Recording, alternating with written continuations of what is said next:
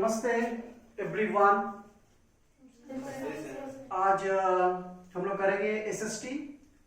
कल हम लोग साइंस से क्लास किए थे, आई होप, और वो अपलोड भी हो चुका है। आप चाहे तो रिवीजन कर सकते हैं। आज हम लोग करेंगे एसएसटी। एसएसटी में सोशल साइंस में आज हम लोग स्टार्ट करेंगे हिस्ट्री। बेटा, हिस्ट्री स्टार्ट करने से पहले कुछ बातें कर लेते हैं। एक बात कि हिस्ट्री पढ़ना क्यों जरूरी है, एक चीज तो आप दिमाग से निकाल दें कि बेटा हिस्ट्री रटना नहीं कभी।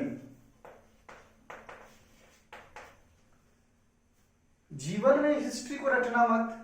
चाहे किसी भी कंडीशन पे हिस्ट्री को रटना, अगर नहीं समझ में आए तो समझने की कोशिश कीजिएगा, रटिएगा मत।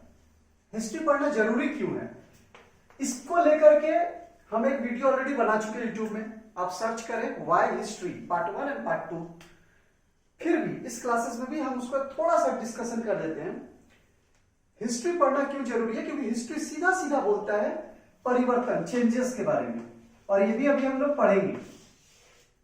हिस्ट्री सीधा सीधा चेंजेस के बारे में बोलता है। कल लोग कपड़ा कुछ और पहनता था, आज का कपड़ा कुछ और पहन रहा है। ये चेंजेस कहां से हुआ? प्राचीन भारत में कुछ और खाना खाता था, आज कुछ और खा रहा है। ये चेंजेस कैसे हुआ? तो चेंजेस, कल बहुत पहले पत्तों पर लिखा जाता था, आज कागजों पर लिखा जाता है। ये चेंजेस कैसे हुआ? तो कुल मिलाकर इतिहास जो है वो हमें ये बताता है कि चेंजेस हुआ कैसे, पहले से और अभी में ये परिवर्तन कैसे हुआ। चेंजेस बोलने का मतलब है बेटा परिवर्तन। ये परिवर्तन हुआ कैसे, कुल मिलाकर बात यही है। दूसरी तरफ इतिहास से आप सीख सकते हैं कि पहले के लोगों ने क्या गलतियां की थी, वही गलतियां हम ना दोहराएं। ऐसे इतिहास में कई ऐसी घटनाएं हैं जिससे पता चलता है कि पहले के लोगों ने क्या गलतियां की थी, वो गलतियां हम ना दोहराएं। अगर हम वही गलती दोहराएंगे तो मेरे साथ भी वही होगा जो उनके साथ हुआ था। तो ये भी एक रीजन है। तो एक तो हो गया चेंजेस, एक हो गया इंसिडेंट को लेकर, घटनाओं को लेकर, गलतियों को लेकर। तो ये दो रीजन से इतिहास को पढ़ना चाहिए, और बिल्कुल इतिहास को बिल्कुल पढ़ना चाहिए। बहुत ही शानदार सब्जेक्ट है, बहुत ही शानदार विषय। इतिहास आपको बहुत कुछ सिखाता है। तो कुल मिलाकर ये तो हो गया कि हिस्ट्री का एक छोटा सा डेफिनेशन, छोटा सा इंपॉर्टेंसी कि इतिहास का महत्व क्या है। इसके बाद इतिहास को इतना बड़ा कहानी है, इतना लंबा कहानी है, इतने सदियों का कहानी है कि इतिहास को 3 हिस्सों में बांटा गया है, 3 भाग में बांटा गया है। एक भाग को कहा है एंसेंट, जिसको कहते हैं एंसेंट हिस्ट्री, प्राचीन भारत। क्या कहते हैं बेटा? Ancient history. इसको अगर हिंदी में बात करें तो प्राचीन भारत, प्राचीन भारत। दूसरा हो गया मेडिवल,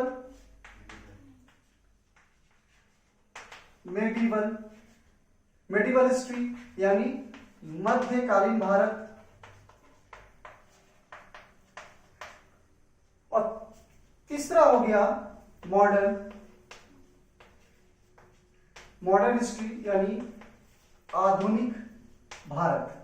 3 हिस्सों में बांटा गया है। Ancient history, medieval history, medieval का स्पेलिंग हम ठीक लिखे ना, हाँ, medieval history and modern history. प्राचीन भारत, मध्यकालीन भारत और आधुनिक भारत। क्लास 6 में जो इतिहास है वो प्राचीन भारत पर पूरी तरह बात करता है। क्लास 6 का हिस्ट्री प्राचीन भारत पर बात करता है। मध्यकालीन भारत बोलने का मतलब है, सीधा सीधा अगर बात करें तो 700 से लेकर 1700 या 1750 तक, इसके बीच का कहानी। डेट वाइज आपको समझना होगा तो ज्यादा मजा आएगा। 700 से पहले का अगर कोई कहानी है, कोई स्टोरी है, तो प्राचीन भारत में आ जाएगा।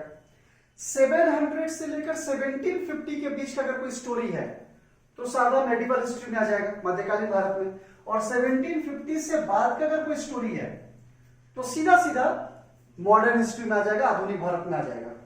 समझ में आ रहा है बात? yes. जैसे अगर बोला जाए कि भारत की आजादी के बारे में हमको जानना है, भारत आजाद कब हुआ था? 1947 में, 1947 में। अब 1947 में अगर भारत की आजादी के बारे में जानना है तो किस में आएगा? प्राचीन में आएगा, मेडिवल हिस्ट्री में आएगा कि मॉडर्न हिस्ट्री में आएगा?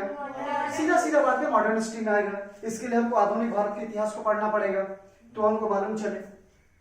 अगर हमको जानना है मुगल वंश के बारे में, अगर हमको जानना है पृथ्वीराज चौहान के बारे में, जिसके अभी हम लोग पढ़ेंगे भी, तो पृथ्वीराज चौहान का स्टोरी है करीब करीब 1192 के आसपास तराइन का लड़ाई हुआ था मोहम्मद गोरी के साथ, समझेंगे? तो 1192 के आसपास। तो ये 1192 का जो स्टोरी है, पृथ्वीराज चौहान का जो कहानी है, वो किस में आएगा? प्राचीन भारत में आएगा कि मेडिवल में आएगा कि मॉडर्न में आएगा? मेडिवल में आएगा। तो आपको समझ में आ रहा है कौन सा स्टोरी प्राचीन में आएगा, कौन सा स्टोरी मेडिवल में आएगा, कौन सा स्टोरी मॉडर्न में आएगा? इतिहास ऐसे पढ़ा जाता है, समझ में आया? अगर आपको इस भाग को मेडिवल को पढ़ना है तो मेडिवल में करीब करीब 1000 साल का स्टोरी मिलेगा। अगर आपको प्राचीन में पढ़ना है तो प्राचीन में करीब करीब आपको 500 से 600 साल का स्टोरी मिलेगा। अगर आपको मॉडर्न में पढ़ना है तो मॉडर्न में करीब करीब 1750 से 1850, 1950, करीब करीब 200 से 250 साल का स्टोरी मिलेगा। समझ में आ रहा है कहानी? तो सबसे लंबा भाग किसका है? मेडिवल का, मतलब मध्यकालीन भारत का। ये जो है ये सबसे लंबा, सबसे बड़ा भाग है इसका। तो क्लास 7 आपका बेस देता है मेडिवल हिस्ट्री का, क्लास 6 आपका बेस देता है एंसेंट हिस्ट्री का, प्राचीन भारत का बेस देता है। तो ये मॉडल, तो हम लोग जो स्टार्ट करें क्लास 7 का हिस्ट्री, वो किस पार्ट का है? मेडिवल हिस्ट्री, ठीक है ना? तो एनसीईआरटी में कुछ ज्यादा दिया है, आपके बुक में बहुत कम दिया है। एनसीईआरटी में कुछ ज्यादा दिया है, ठीक ठाक दिया है। और डीएवी वाला जो बुक है उसमें बहुत ही शॉर्ट किया है, बहुत कम दे दिया है। तो हम आपको एनसीईआरटी फॉलो करेंगे ताकि आपको प्रॉपर बेस मिल जाए, ठीक है? यहां तक कोई डाउट है? समझ में आ रहा है कहानी? ठीक है। इसमें कुछ नोट करना है क्या? आप करें, नोट करेंगे? चलो ठीक है।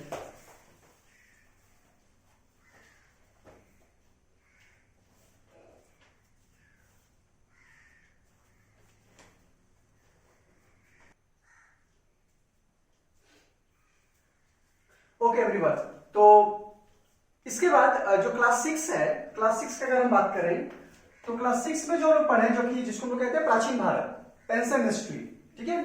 पढ़े हैं क्लास 6 में हिस्ट्री आप? हल्का क्या होता है? हल्का नाश्ता होता है। पढ़ाई हल्का क्या होता है? अच्छे से नहीं पढ़े, चलो ठीक है। लेकिन क्लास 6 का पढ़ते तो और ज्यादा मजा आता है, आपको समझ में आता है कि प्राचीन और मध्य में क्या डिफरेंस है, क्योंकि क्लास 6 आपका प्राचीन है और क्लास 7 आपका मेडिवल है, तो आपको अच्छे से डिफरेंस समझ में आता है। खैर, तो क्लास 6 में क्या था? क्लास 6 में आपका था प्री हिस्टोरिक, प्री हिस्टोरिक से 7th सेंचुरी। सेंचुरी का मतलब समझ में आ रहा है ना? 7वीं सदी तक, करीब करीब 700 साल, 700 ईयर्स, ठीक है? तो इन दोनों के बीच जो आ जाता है वो क्लास 6 में आ जाता है। बहुत कुछ बताया गया है उसमें, हड़प्पा वगैरह बताया गया है, हड़प्पा सभ्यता के बारे में। उसके बाद धर्मों के बारे में बताया गया है, जिसमें आया है आपका जैन धर्म आया है, बौद्ध धर्म आया है, ये सब इसके बीच में हुआ है। तो जो जो महत्वपूर्ण घटनाएं घटी है वो इसमें पढ़ना था। 7th में आपको मेडिवल स्टार्ट होगा, और मेडिवल में यूरोप, अगर यूरोप की बात किया जाए, यूरोप जानते हैं ना? यूरोप एक यूरोप महादेश है जिसके अंदर कई देश आते हैं। तो यूरोप में 5th से लेकर 15 तक आपका मेडिवल आता है यूरोप में, इंडिया में नहीं। इंडिया में अगर बात करें तो इंडिया में 7 तक तो आपका प्राचीन है, यानी 8 से लेकर करीब करीब 1750 तक मेडिवल आता है, ठीक है? डेट का फर्क है, आप उसको हड़बड़ाए नहीं।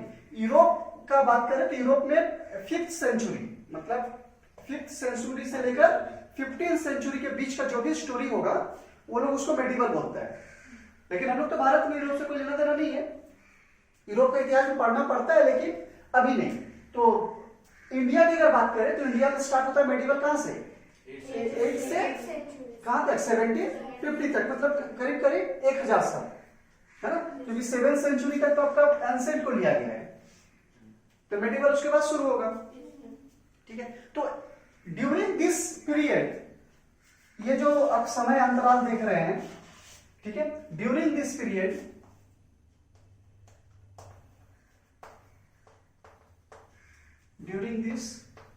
क्या बेटा, period, several changes took place। इस दौरान, ये जो समय है, इसके बीच में बहुत सारे चेंजेस आए। किन किन चीजों में चेंजेस आए? तो पहला सोशल चेंजेस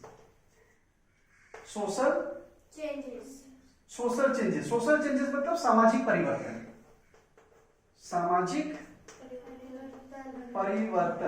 सोशल चेंजेस मतलब सामाजिक परिवर्तन। एक तो सोशल चेंजेस हुआ, दूसरा इकोनॉमिकल चेंजेस। क्या बेटा? चेंजेस। इकोनॉमिकल बोलने का मतलब है आर्थिक परिवर्तन। और तीसरा जो हुआ है वो पॉलिटिकल चेंजेस। कौन सा चेंजेस हुआ है? पॉलिटिकल। यहां पे लिखते हैं पॉलिटिकल क्या बेटा? चेंजेस। इसको बोलते हैं राजनीतिक परिवर्तन। इस तरह के कई परिवर्तन हुए हैं, सामाजिक परिवर्तन, आर्थिक परिवर्तन, राजनीतिक परिवर्तन। इसको इंग्लिश में बोलते हैं social changes, economical changes, political changes. Social changes मतलब क्या? समाज में क्या होता है? समाज में रहना होता है, कपड़ा होता है, खाना, फूड आ जाएगा, लोगों से बातचीत, भाषा आ जाएगा, लैंग्वेज आ जाएगा। ये सारा चीज किसमें आ जाएगा? सोशल। ठीक है। इकोनॉमिकल चेंज, आर्थिक चेंजेस, आर्थिक में आ जाएगा, पैसा आ जाएगा, उसके बाद व्यापार आ जाएगा, बिजनेस आ जाएगा, है ना, तो काम काज आ जाएगा। ये सब किसमें आ जाएगा? Economical changes. ठीक है, जिससे हमारा पैसा घटता या बढ़ता है। उसमें राजनीतिक चेंजेस, इसमें ग्रुप आ जाएगा, कास्ट आ जाएगा। ठीक है, जो संगठन होता है ग्रुप का, जैसे होता है ना बीजेपी, कांग्रेस, वो एक ग्रुप है। उसी तरह से होता है राजपूत एक ग्रुप हो गया, ब्राह्मण एक ग्रुप हो गया। समझ में आ रहा है? ये सब ग्रुप है क्या? उस ग्रुप का, उस समुदाय का है, कम्युनिटी हो गया। ये सब किसमें चेंजेस आ जाएगा? पॉलिटिकल में। ठीक है, तो सोशल का एक चेंजेस हो गया, एक इकोनॉमिकल चेंजेस हो गया, एक आपका पॉलिटिकल चेंजेस हो गया। ये सारे चेंजेस इस दौरान हुए, मेडिवल में हुए। समझ में आ रहा है? जो मेडिवल हिस्ट्री हमारा है उसमें कई चेंजेस हुए हैं, जिसमें से एक है सोशल, इकोनॉमिकल और पॉलिटिकल। ठीक है, तो हम लोग आराम से, जितना हमारा बुक में है, एनसीईआरटी बुक में है, इतना हम लोग बहुत ही अच्छे से और शानदार तरीके से समझते हुए पढ़ेंगे और कोशिश करेंगे कि कुछ भी रटने का जरूरत ना पड़े और लिखने का भी प्रैक्टिस करेंगे। ठीक है, और बीच बीच में हम आपको क्वेश्चन भी देंगे कि अगर आप उसके जगह पर होते तो आप क्या करते। ठीक है, इससे आपका थिंकिंग स्किल बढ़ेगा। तो कुछ लिखना है इसमें आपको?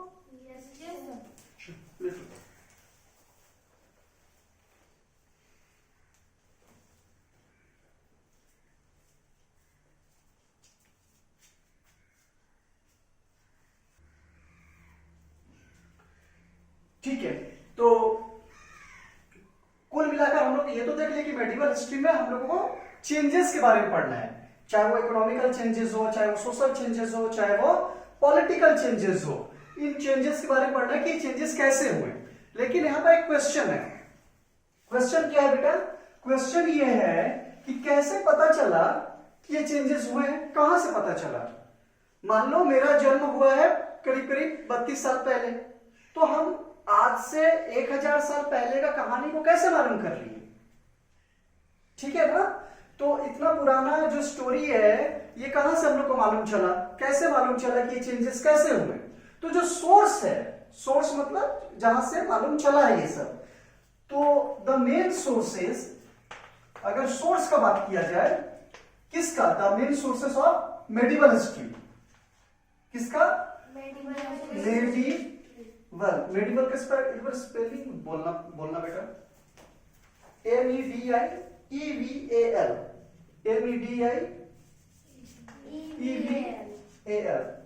Medieval history the main sources of medieval history, कहां से हम लोग को ये मेडिवल हिस्ट्री जो मध्यकालीन भारत है ये कहां से हम लोग को मालूम चला कि जो चेंजेस हुए हैं, तो दो जगहों से, मेन है दो, एक है लिटरेचर, एक है लिटरेचर।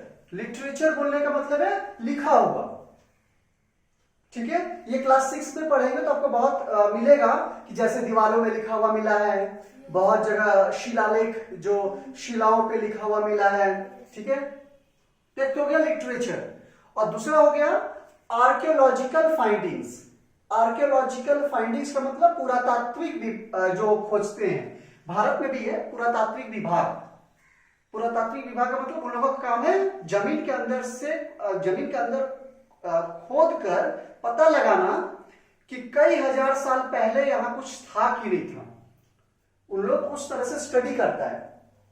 जैसे महाभारत को लेकर के कई जगह खोदा गया है कि यहाँ पर हस्तिनापुर होगा, यहाँ पर द्वारिका होगा, यहाँ पर ये होगा। अब देख आए दिन आपको सुनने को मिलेगा कि समुद्र के नीचे द्वारिका के या कुछ पत्थर मिले हैं, महाभारत के समय के कुछ पत्थर, कुछ ईंट मिले हैं। तो ये सब कहां से पता चलता है? ये सब पता चलता है आर्कियोलॉजिकल जो डिपार्टमेंट होता है, जो भारत का पुरातात्विक विभाग होता है, वो ये सब पता करता है कि कोई अगर पत्थर मिला है तो ये पत्थर कितना साल पुराना हो सकता है। कोई औजार मिला है तो इससे पता लगा सकता है वो लोग कि आज से 800 साल पहले लोग इस तरह के बर्तन का इस्तेमाल करते थे, लोग इस तरह के औजार का इस्तेमाल करते थे। समझ में आ रहा है बात? ठीक है। तो उन लोगों का काम ही वही है, उन लोगों का स्टडी वही है। तो जो मेडिवल हिस्ट्री है, the main sources of medieval history are, जो मेन सोर्सेस है, दो जगहों से हमको मेडिवल हिस्ट्री का पता चलता है। एक है लिटरेचर, क्या है बेटा? Literature. Literature,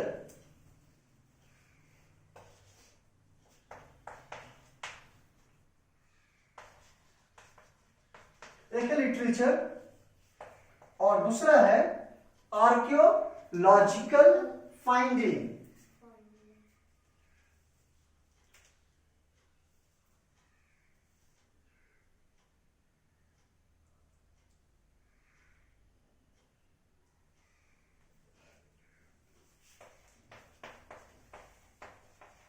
archaeological finding. Spelling अच्छे से प्रैक्टिस कर लीजिएगा, ठीक है, वो हो जाएगा। एक तो हो गया लिटरेचर और एक हो गया आर्कियोलॉजिकल फाइंडिंग, ठीक है। तो लिटरेचर का मतलब समझ में आ रहा है, जो लिखा हुआ हमको मिला है ना, जहां भी कहीं पर भी लिखा हुआ मिला है वहां से हमको पता चला। और दूसरा आर्कियोलॉजिकल फाइंडिंग, जो पुरातात्विक जो खोज है उससे पता चला। तो ये दो जगहों से हमको पता चलता है किसके बारे में? मेडिवल हिस्ट्री के बारे में। मेडिवल हिस्ट्री में चेंजेस कैसे हुए, ठीक है। जैसे आर्कियोलॉजिकल तो बहुत पहले से खोज रहा है ना, तो इससे पता चल जाता है। तो ये हो गया main sources of medieval history. दो जगहों से हमको पता चलता है, एक है लिटरेचर और दूसरा है आर्कियोलॉजिकल फाइंडिंग,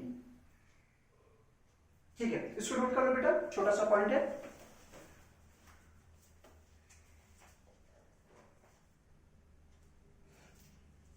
हो गया बेटा? रफ कर देना, रफ कर ही दिए हैं, चलो ठीक है। तो ये तो हो गया मेन सोर्सेस। मेन मतलब समझ में आता है ना, मेन मतलब प्रमुख, मुख्य sources, literature and archaeological findings. लेकिन इसको छोड़ करके भी बहुत जगहों से हम लोगों को प्रमाण मिलते हैं और नॉलेज मिलता है। जैसे we got a lot of information, a lot of information। ये दिखाई दे रहा है ना यहां पर जो भी लिख रहे हैं आपको? ठीक है। We got a lot of information of लिख सकते हैं, of medieval history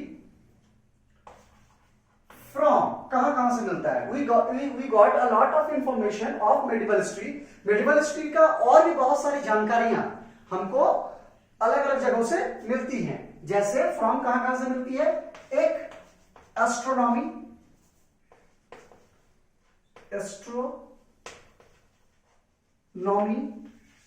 दूसरा ड्रामा, जो उस समय लिखी गई थी।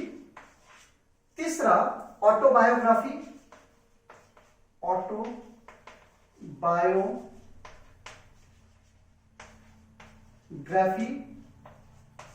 फोर्थ, थोड़ा सा हम बुक का नोट्स का रेफरेंस लेंगे तो astronomy, drama, autobiography, stories, story. Fifth number पे रूलर्स ऑफ द ऑर्डर या order of the rulers, orders of rulers. Orders of rulers में रूलर का मतलब होता है शासक, ऑर्डर का मतलब होता है जो आज्ञा देता है। तो कुछ कुछ आदेश दिए गए थे तो उन आदेशों के जरिए पता चलता है। ठीक है, और कहां कहां से पता चलता है हमको, कुछ मिस तो नहीं हो जा रहा है। ठीक है, एंड लेटर्स एक लास्ट में लिख सकते हैं 6 नंबर पे लेटर। तो कुल मिलाकर एक तो हो गया कि मेडिवल हिस्ट्री का जो चेंजेस होता है वो हमको पता चलता है। मेन सोर्सेज जो है वो है लिटरेचर और आर्कियोलॉजिकल फाइंडिंग्स। इसके साथ साथ जो भी सोशल, इकोनॉमिकल और पॉलिटिकल चेंजेस होता है उसके बारे में हमको मालूम चलता है और भी जगहों से, जैसे drama, autobiography, story, orders of rulers, letters, astronomy. ये सब जो उस समय लिखी गई थी या जो घटनाएं घटी थी वहां से भी हम लोगों को पता चलता है कि कैसे कैसे चेंजेस हुए हैं। जैसे कि ऐसे मान लो कि कोई एक राजा है जो आदेश दिया कि आज के बाद सारे लोग पीतल का सिक्का यूज करेगा। पहले सोना का सिक्का चलता था, अब राजा ने क्या आदेश दे दिया कि आज के बाद सारे लोग पीतल का सिक्का, या अब पहले इस तरह का नोट चलता था अब इस तरह का नोट चलेगा। ठीक है, तो राजा, उस समय तो यूट्यूब नहीं था ना, उस समय तो मोबाइल नहीं था, उस समय तो न्यूज चैनल नहीं था, तो वो क्या करते थे, वो जगह जगह लिखवा देते थे कहीं किसी दीवार में, किसी पत्थर पर, ताकि लोग उसको पढ़कर समझ जाए कि ये राजा का ऑर्डर है। ठीक है, अभी क्या होता है, अभी न्यूज़पेपर में छप जाता है, न्यूज चैनल्स पे आ जाता है, यूट्यूब में आ जाता है, तो आपको घर बैठे ही मालूम चल जाता है कि सरकार क्या बोला है। लेकिन उस समय ऐसा नहीं था, तो वो लोग क्या करते थे, वो लोग लिखवा देते थे, पत्थर पे लिखवा देते थे, दीवार पे लिखवा देते थे, जिससे लोगों को मालूम चल जाता था कि राजा का क्या आदेश है। तो लिखावट तो वो लोग चले गए, लेकिन वो लिखावट आज भी मौजूद है। तो उस लिखावट से पता चल गया है कि कैसे चेंजिंग है। इससे पता चला कि पहले क्या होता था और राजा का ऑर्डर देने के बाद क्या होने लगा। ठीक है, तो ये सब चेंजेस हुए हैं। तो यहां से हम लोगों को सोशल, इकोनॉमिकल और पॉलिटिकल चेंजेस के बारे में मालूम चलता है। बुक आपके नोट्स में, आपके बुक में एक रेफरेंस दिया हुआ है कि पृथ्वीराज रासो एक किताब है जो लिखा गया है चंदबरदाई के द्वारा। एक बुक का नाम दिया गया है पृथ्वीराज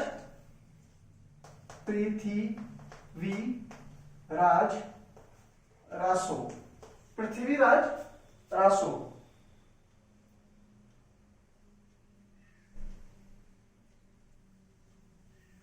जो लिखा गया है चंदबरदाई के द्वारा, रिटन बाय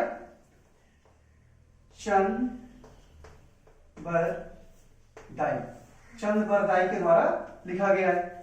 ठीक है, तो यहां से भी मालूम चल गया। चंदबरदाई कौन था ये आप लोगों को नहीं मालूम होगा, मालूम है? नहीं मालूम है, बुक में भी नहीं था, हम देखें। खैर, हम आपको बता दे रहे हैं, चंदबरदाई जो था वो पृथ्वीराज चौहान का बहुत ही एक फ्रेंड था। साथ में ये लोग एक ही गुरुकुल में पढ़ाई किए थे, एक ही साथ इन लोगों ने तीर धनुष चलाना सीखा था। तो चंदबरदाई ने लिखा है, तो जाहिर है जो चंदबरदाई लिखेगा वो झूठ नहीं लिखेगा, क्योंकि वो तो पृथ्वीराज के साथ पढ़ाई किया है, साथ में खेला है। तो जाहिर है कि ये जो लिखेगा वो गलत नहीं होगा। तो इन्होंने क्या लिखा है, किताब लिखा है पृथ्वीराज रासो के नाम से, माने किताब मतलब कि एक लिटरेचर लिखा है। तो यहां से पता चलता है पृथ्वीराज चौहान के बारे में। ठीक है, तो इस तरह से मालूम किया गया है इतिहास के चीजों को। तो चंदबरदाई जो था, अब इसमें एक बहुत इंटरेस्टिंग स्टोरी है, कहानी सुनेगा? Yes sir. बहुत ही मजेदार कहानी है, बहुत मजेदार। तो चंदबरदाई जो था वो पृथ्वीराज का दोस्त था। धीरे धीरे ये लोग बड़े हुए, एक ही जगह खेले कूदे, तीर धनुष चलाने के साथ सीखे और बड़े हुए, फिर अपने अपने काम पे लग गए। पृथ्वीराज चौहान का एक दोस्त था, मतलब कह सकते हैं मित्र, बड़े होने के बाद भी तो बड़े लोगों से मित्रता होती है ना। तो एक राजा था जिसका नाम था राजा जयसिंह।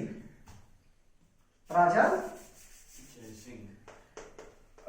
जय सिंह, यह कह सकते हैं पृथ्वीराज के बहुत अच्छे जान पहचान के थे, मित्र थे। राजा जयसिंह की बेटी से पृथ्वीराज का विवाह होता है, इसकी बेटी से। लेकिन यह विवाह जो होता है वो इनके खिलाफ होता है, मतलब कि ये नहीं चाहते थे कि विवाह हो, और पृथ्वीराज चौहान का इनकी बेटी के साथ विवाह हो जाता है। तो इनको बहुत गुस्सा आता है, और इनको जब गुस्सा आता है तब ये मोहम्मद गोरी का साथ देते हैं। मोहम्मद गोरी का कहानी आएगा बीच में। मोहम्मद गोरी अटैक कर रहा था भारत पे, पृथ्वीराज को मारने के लिए बहुत बार अटैक कर रहा था, और पृथ्वीराज हर बार उसको हरा देता था। तो राजा जयसिंह मोहम्मद गोरी का साथ दिया और एक सीक्रेट बात बताया पृथ्वीराज को कैसे हराया जाए, और उसके बाद मोहम्मद गोरी अटैक किया और पृथ्वीराज हार गया। पृथ्वीराज चौहान बहुत फेमस नाम, इस पर सीरियल भी बना है। तो वो हार गया, किसके कारण हारा? राजा जयसिंह के कारण। ठीक है, तो अब हार गया और उसको लेकर के जाता है मोहम्मद गोरी कहां? काबुल। नाम सुने हैं काबुल का? काबुल एक उधर देश है आपका, इस्लामिक कंट्री में आता है। तो वहां लेकर के चला जाता है इसको, और वहां पर उसको बंधक बना लेता है, और उसका आंख वगैरह बहुत फोड़ देता है, मतलब उसको अंधा कर देता है पृथ्वीराज को। तो बंदी बना लेता है उसको। तो वहां पर मिलने के लिए जाते हैं चंद्रवरदाई, क्योंकि इसके तो मित्र थे ना। तो इनको मालूम चलता है कि पृथ्वीराज को बंधक बना के ले गया है मोहम्मद गोरी। तो ये जाते हैं मिलने के लिए, और मिलने के लिए जाते हैं। दरबार में मोहम्मद गोरी बैठा हुआ है, दरबार लगा हुआ है, और ये बोलते हैं कि हमको पृथ्वीराज से मिलना है, और पृथ्वीराज को पकड़ लिए। पृथ्वीराज जैसा योद्धा कोई नहीं है।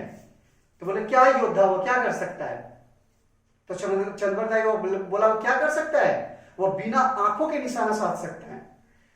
तो मोहम्मद गोरी बोला ऐसा, बुलाओ पृथ्वीराज को। बुलाया गया पृथ्वीराज को उसी भरी दरबार में, और मोहम्मद गोरी को यह मालूम नहीं था कि ये लोग दोनों एक साथ एक ही स्कूल में पढ़ा है, और पृथ्वीराज आंखों में पट्टी बांध कर प्रैक्टिस किया करते थे। यह चीज मोहम्मद गोरी को मालूम नहीं था।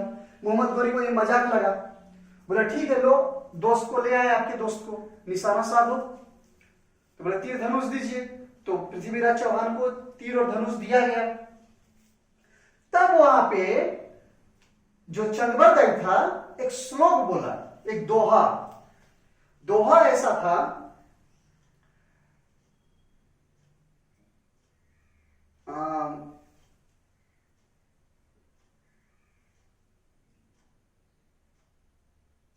आठ गज 12 हाथ अष्ट अंगुल प्रमाण। 8 गज 12 हाथ अष्ट अंगुल प्रमाण, ताह ओपे सुल्तान मत चुको चौहान। अब यह जो दोहा था, इसका मतलब था वो डिस्टेंस बता रहा है कि मोहम्मद गोरी तुमसे कितना दूर है। 8 गज 12 हाथ अष्ट अंगुल प्रमाण, ताह ओपे सुल्तान, इतने डिस्टेंस पर ऊपर में मोहम्मद गोरी बैठा है। मत चुको चौहान, तीर चलाना, निशाना चुकना नहीं चाहिए। ये हिंट दिया चंद्रवरदाई पृथ्वीराज को। पृथ्वीराज पीछे मुड़ा हुआ था, वो अचानक आगे मुड़ा, एकदम चंद्रवरदाई के डिस्टेंस से निशाना साधा और तीर छोड़ दिया। सीधा तीर मोहम्मद गोरी को अटैक किया, और मोहम्मद गोरी वहीं पर मर गया। ये बहुत ही शानदार स्टोरी है चंद्रवरदाई और पृथ्वीराज चौहान का। जो आप पढ़ेंगे, जब आप इतिहास को लेकर आगे बढ़ेंगे, तो आपको ये सब भी कहानियां पढ़ने को मिलेगी। तो बहुत मजेदार स्टोरी है। तो समझ में आ गया? ये चीज बुक में नहीं है, हम आपको अलग से स्टोरी में सुना दिए। तो ये चीज समझ में आ रहा है आपको कि लिटरेचर और आर्कियोलॉजिकल फाइंडिंग्स को छोड़ करके भी अलग अलग जगहों से हमको मेडिवल हिस्ट्री के बारे में पता चलता है कि चेंजेस कैसे कैसे हुए हैं। ठीक है, तो इसको नोट करना है? Yes. कर लो बेटा।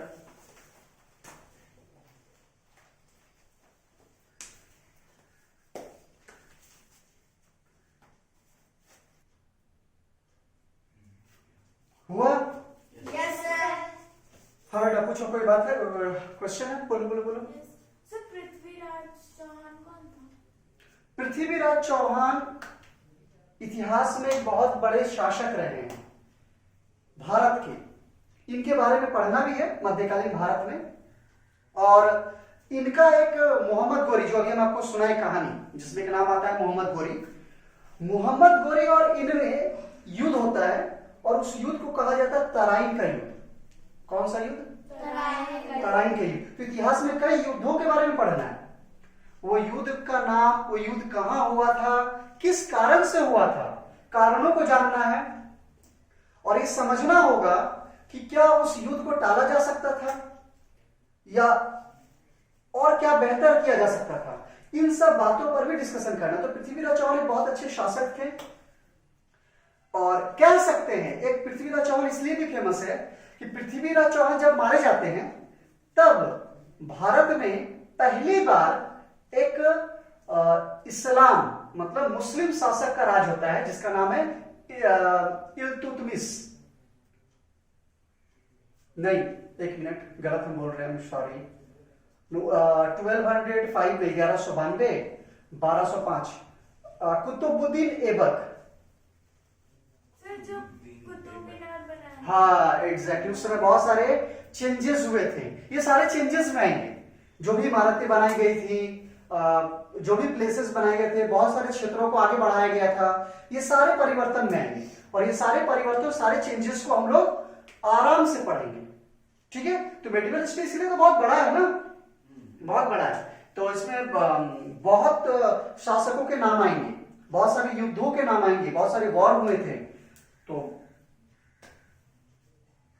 ठीक है, तो आएगा धीरे धीरे सारी कहानी हम आपको सुनाएंगे। और कोई क्वेश्चन है? Yes sir. बोलो। सर पृथ्वीराज चौहान को कौन मारा था? देखो, पृथ्वीराज चौहान को कोई मारा, ये भी एक कहानी, अच्छा कहानी है ये। तो पृथ्वीराज चौहान तो मोहम्मद गोरी को मार दी। मोहम्मद गोरी को मारने के बाद इनको तो अरेस्ट कर लिया। वहां जो सैनिक थे, क्योंकि दरबार में ये हुआ था ना, दरबार लगा हुआ था, सैनिक खड़े थे और उसके बीच में जो चंद्रबरदाई था वो ऐसा किया। हाँ उसको रख दीजिए ना उसमें बेटा। तो अब जब पृथ्वीराज चौहान मोहम्मद गोरी को मारा, उसके बाद से दोनों लोगों को अरेस्ट कर लिया गया। दोनों लोग किसको?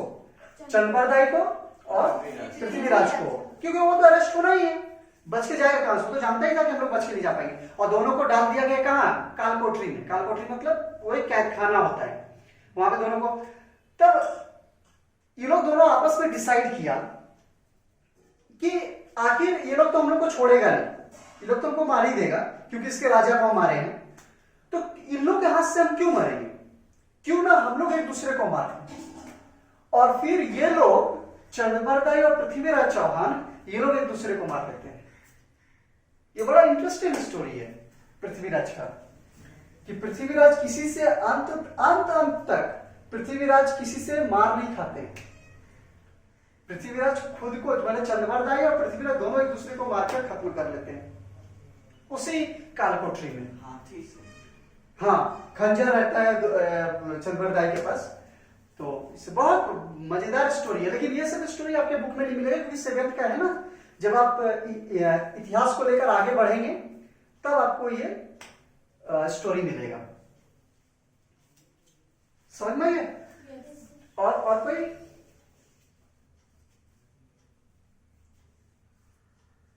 ये नोट कर लिए आप?